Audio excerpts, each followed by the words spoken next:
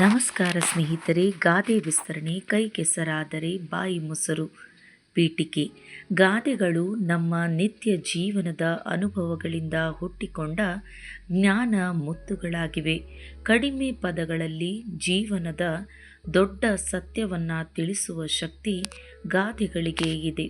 ಅಂತಹ ಅರ್ಥಪೂರ್ಣ ಗಾದೆಗಳಲ್ಲಿ ಕೈ ಕೆಸರಾದರೆ ಬಾಯಿ ಮೊಸರು ಎಂಬುದು ಪ್ರಮುಖವಾದದ್ದು. ಈ ಗಾದೆ ಮಾನವನ ಜೀವನದಲ್ಲಿ ಪರಿಶ್ರಮದ ಅಗತ್ಯತೆಯನ್ನು ಸ್ಪಷ್ಟವಾಗಿ ತಿಳಿಸುತ್ತದೆ.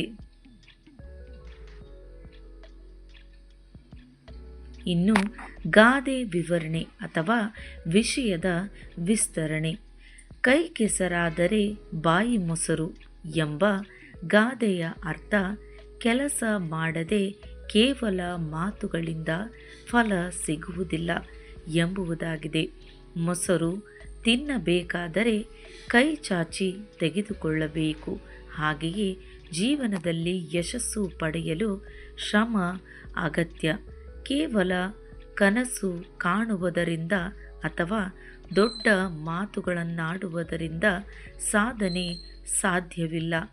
ವಿದ್ಯಾರ್ಥಿಗಳ ಜೀವನದಲ್ಲಿಯೂ ಈ ಗಾದೆ ಬಹಳ ಮುಖ್ಯವಾಗಿದೆ.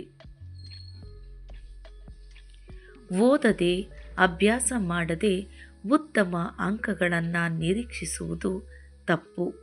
ನಿರಂತರ ಶ್ರಮಪಡುವ ವಿದ್ಯಾರ್ಥಿಗಳೇ ಪರೀಕ್ಷೆಯಲ್ಲಿ ಯಶಸ್ವಿಯಾಗುತ್ತಾರೆ. ಸಮಾಜದಲ್ಲಿಯೂ ಕೆಲಸ ಮಾಡುವವರಿಗೆ ಗೌರವ ಮತ್ತು ಸ್ಥಾನಮಾನ ದೊರೆಯುತ್ತದೆ. ಪರಿಶ್ರಮವಿಲ್ಲದೆ ಯಶಸ್ಸು ಸಾಧ್ಯವಿಲ್ಲ ಎಂಬ ಸತ್ಯವನ್ನು ಈ ಗಾದೆ ನಮಗೆ ಬೋಧಿಸುತ್ತದೆ.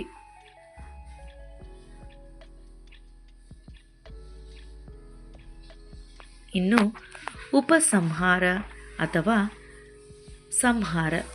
ಒಟ್ಟಿನಲ್ಲಿ ಕೈ ಕೆಸರಾದರೆ ಬಾಯಿ ಮೊಸರು ಎಂಬ ಗಾದೆ ನಮ್ಮ ಜೀವನಕ್ಕೆ ಅತ್ಯಂತ ಮೌಲ್ಯವಾದ ಸಂದೇಶವನ್ನು ನೀಡುತ್ತದೆ. ಮಾತಿಗಿಂತ ಕೆಲಸಕ್ಕೆ ಹೆಚ್ಚಿನ ಮಹತ್ವ ನೀಡಬೇಕು ಎಂಬುದನ್ನು ಇದು ನಮಗೆ ಕಲಿಸುತ್ತದೆ.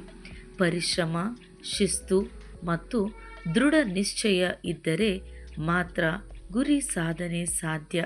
ಆದ್ದರಿಂದ ಪ್ರತಿಯೊಬ್ಬರೂ ಈ ಗಾದೆಯ ಅರ್ಥವನ್ನು ಜೀವನದಲ್ಲಿ ಅಳವಡಿಸಿಕೊಂಡು ಪರಿಶ್ರಮದಿಂದ ಮುಂದೆ ಸಾಗಬೇಕು.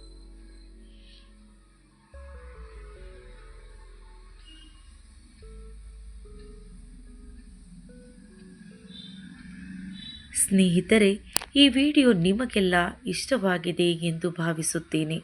ಈ ವಿಡಿಯೋ ನಿಮಗೆಲ್ಲ ಇಷ್ಟವಾಗಿದ್ದರೆ ಈ ವಿಡಿಯೋಗೊಂದು ಲೈಕ್ ನೀಡಿ. ಇದೇ ರೀತಿಯ ಹೆಚ್ಚಿನ ವಿಡಿಯೋಸ್ಗಳಿಗಾಗಿ ತಪ್ಪದೇ ನನ್ನ ಚಾನಲನ್ನು ಸಬ್ಸ್ಕ್ರೈಬ್ ಮಾಡಿಕೊಳ್ಳಿ. ಕೇಳಿದ್ದಕ್ಕಾಗಿ ಎಲ್ಲರಿಗೂ ಧನ್ಯವಾದಗಳು.